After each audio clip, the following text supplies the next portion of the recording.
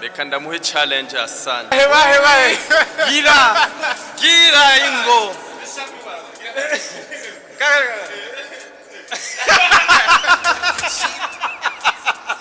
Double J wakoze umutima ebana chance kabisa murakoze cyane indirimbo irarenze ndabashimiye cyane kuba mwe mwayishimye none n'indeyo yanka ndabigutuye amakuru yawe ndashima namwe mumeze neza tumeze bien sana bari bakurindira ari benshi abakunzi ba Buja FM ba Hit Connection ugira kubaramutse ndabaramukije cyane aho baherereye hose amahoro y'Imana bane nabo nagarutse kuri micro za Buja FM nibyishimo bidasanzwe n'ahantu twebwe abaririmbyi dukunda cyane kuko duhari tuba twiyumva turi connecte ku bafana bacu urumva rero ni muhira kandi twebwe abantu batuma dutera imbere n'aba babumviriza mwebwe bamwe mushikana ibikorwa byacu kuri bo rero iyi connection mushira hagati ya twebwe abafana n'abaririmbyi irakomeye cyane n'ikintu twishimira twebwe abaririmbyi nuko muri Billman Boy muyaga maki umeze fresh Billman Boy turashima ibikorwa ni byinshi tuko turabategurira byinshi zimwe zatanguye gusohoka nkuko muvyumva kazoja iri out izindi ziraje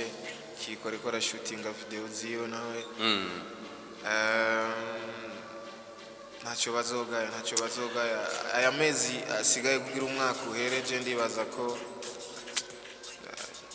hagiye kuba impinduka patachimbika kabisa ari nitwari bwatangure neza umwaka ariko nibaza ko aya mezi asigaye niho tugiye kwigaragaza cyane kurusha twari tumaze iminsi turiko turabona Double J akora amakolabo atandukanye kuva uno mwaka tubona cyangwa umwaka uheze zari kolabo nyinshi cyane ariko tugiye kubona kandi Double J ihinduka avuga ati reka nshobore kuza nka Double J kuza nka Double J ata kolabo ubibona gute kuri Double J byose birakenewe hari umwanya wabyo bana n'ingene uba wabipanze kubera ko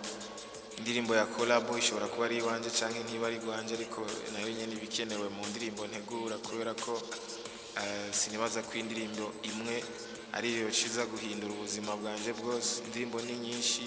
turakora indirimbo nyinshi zitandukanye kugira abantu batandukanye bazikunde kandi bumve ibintu bitandukanye ntibarambirwe niyo mpamvu bishika nkahindura nkaza jenyene canke nkaririmba ibindi bintu atari urukundo canke atari ikirori indirimbo kazoza ni indirimbo shasha ya Double J ku ruhande rwanje Hassan n'abariko baratwumviriza sinumva aho nza guhera kugira ngo dushobore kuyipromoting uko je ndavyumva kuko ni indirimbo d'abord kwije amanor kwije ibisabwa kuri kote ya melody lyrics kuri kote ya production kuri kote donc ku mpande zose Double J yarashizemwo inguvu zidasanzwe ku mpande zose vraiment sinzi rero ngene aza kuyidusigurira mbega yari mu bihe bimeze gute iyi ndirimbo wari wifitiye gahunda imeze gute wari ubizi yuko indirimbo ishobora kugushikana kure kuko ndavye video ngene ikoze irimwo creativity dasanzwe ndavye ngene n'abantu bariko barayakira ubumenga ni ibintu Double J yari yateguye inspiration yavuye hehe wari wifitiye gahunda imeze gute nta inspiration novuga nari mfise imbere yuko ndayikora imbere yuko tuyikora n'aba bahinyanyuzi kubera ko ingene twayikoze ntabyo twari twapanze gukorana turi ari babiri ngo bakore indirimbo imwe kumwe wese akora ukwiwe rero byashitse turi muri Promusic umwaka uheze urazi nibo bari bajeje gutora abaririmbyi hariya bariko barahiganwa rero natwe kubera twari kumwe hariya twayikoreye Makamba indirimbo by the way rero twari mu ntara y'Amakamba twahejeje akazi tugiye nyene gucilinga bisanzwe kuri hotel bari bafise ivyuma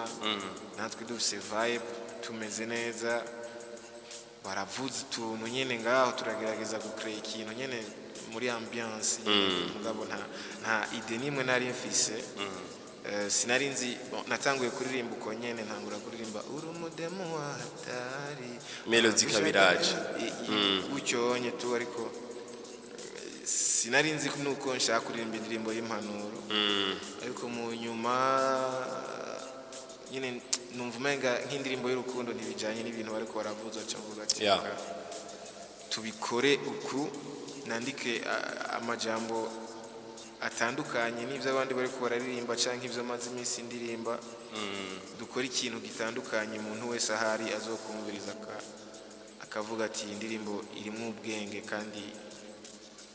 iraryoshe kandi z'impanuro zirakenewe. Yes, ino ndirimbo irimo impanuro nyinshi cyane. Je naragerageje kumviriza wari kuhanura umukobwa nyene comportement z'umukobwa ashaka kwitwara, umukobwa ashaka kwifata nabi, ugasanga umukobwa araronsa umutipa ariko aramusohokana ariko amutwara mu bintu bitari vyiza. Watubwiye ati inspiration nyene shoboye kuza mbe aho hanze ino ndirimbo nko kuri Double J ubona ko ifise message yari kwiye gushika mu bantu kubona ko ni indirimbo yo gukebura ugwaruka surtout mw'abajene bariko barakora muri kino gihe nari yari turi muri sama ugasanga ino ndirimbo hari byinshi cyane giye kwigwa kuri Double J ubona ko ino ndirimbo igiye kwigisha benshi cyane mu bajene bariko bari muri no sama nari yari muri vacances. Ego jene baza ko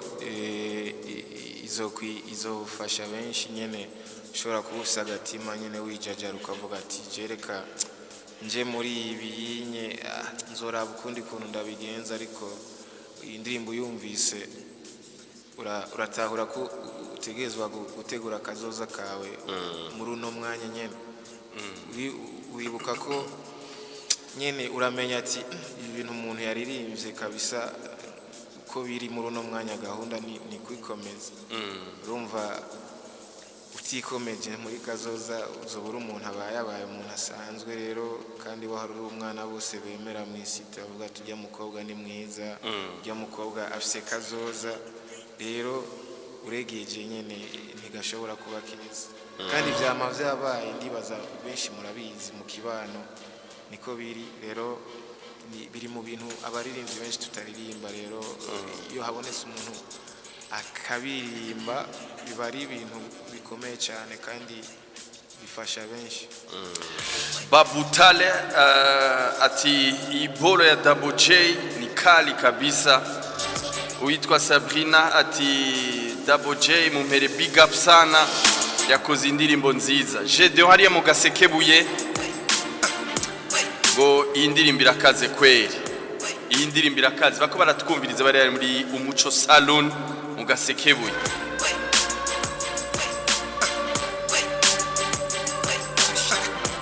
Double J indirimbo tuyikorera umuti wa gute?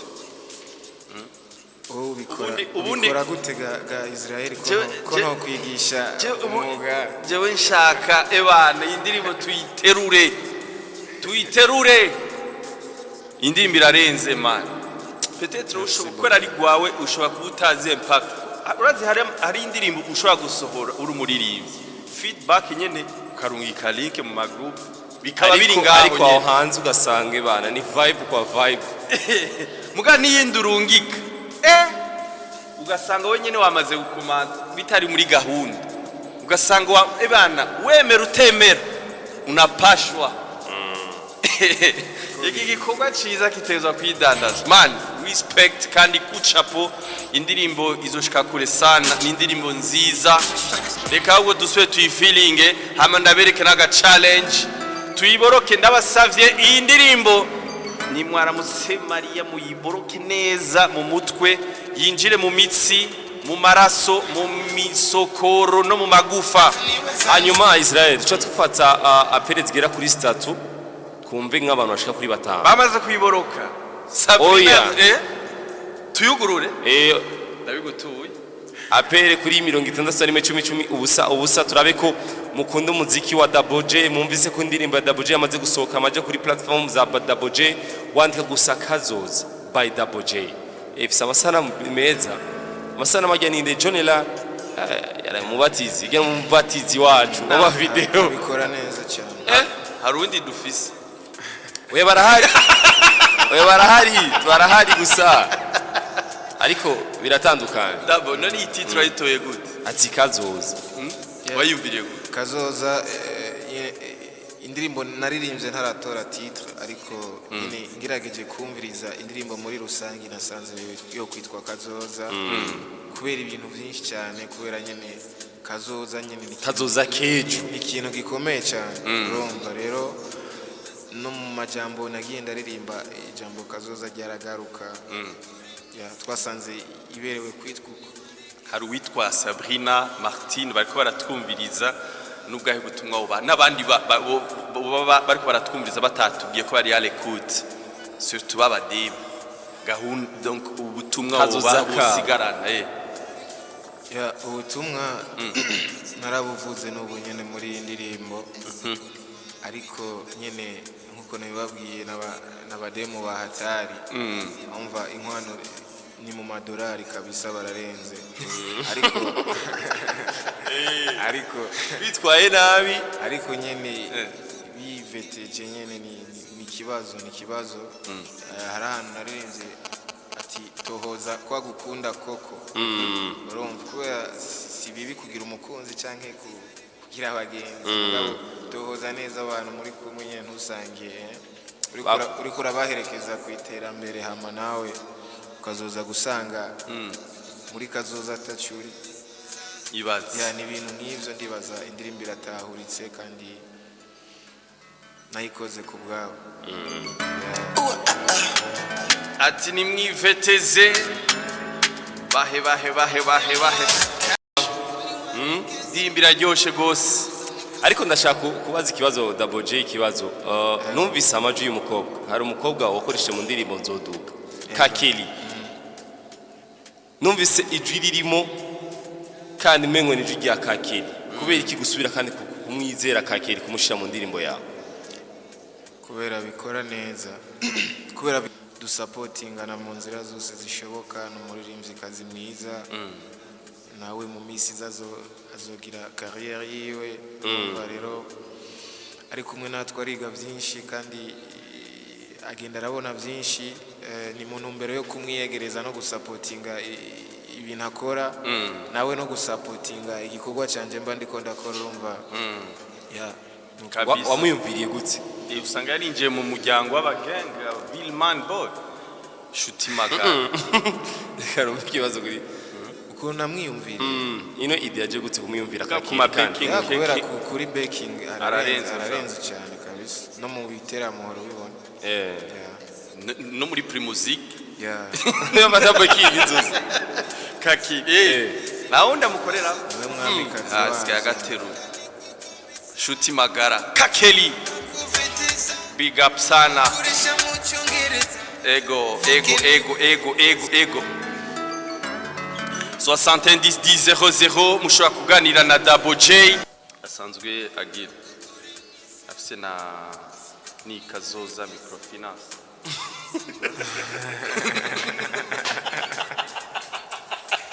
ariko Israel ntacarambwira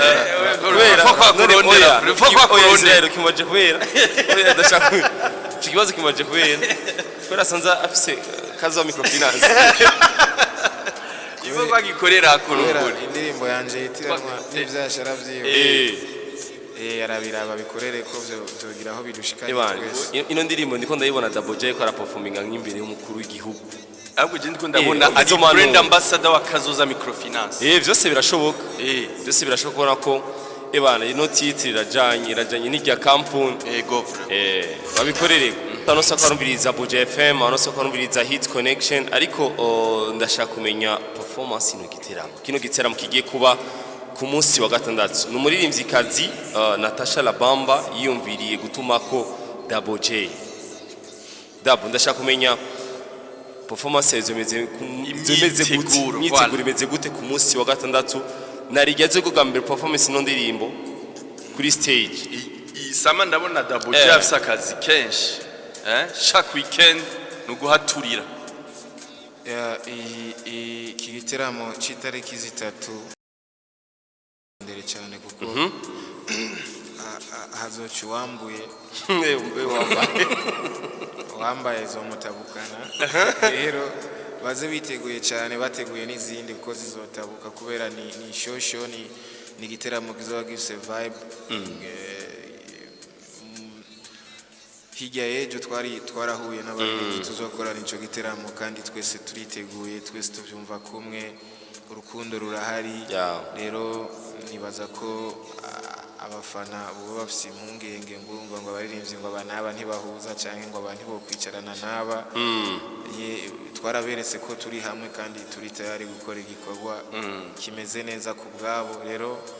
bazoze ari benshi umutekano zo bukwiye sound izo imeze neza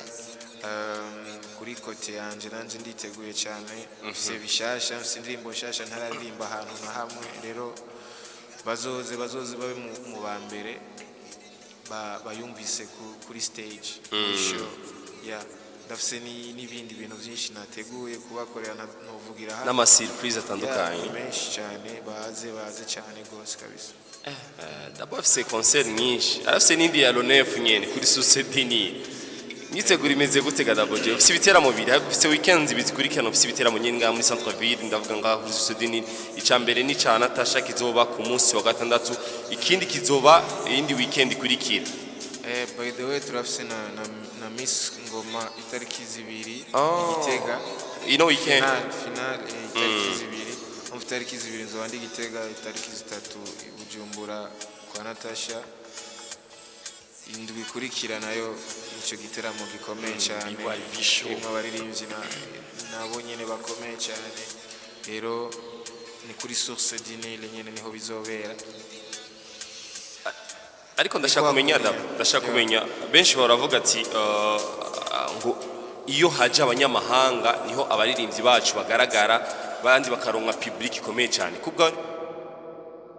nko muri no mwaka wa 2024 novuga ati abaririmbyi yo baronzi hari indi ntambwe kirashika kwa baririmbyi gerageje kuraba n'ibiteramo ariko arategura canke n'abariko arategura ibiteramo urana ko bariko arijukira gutegura canke gushiramo cyane abaririmbyi yo baronzi ugasanga ico giteramo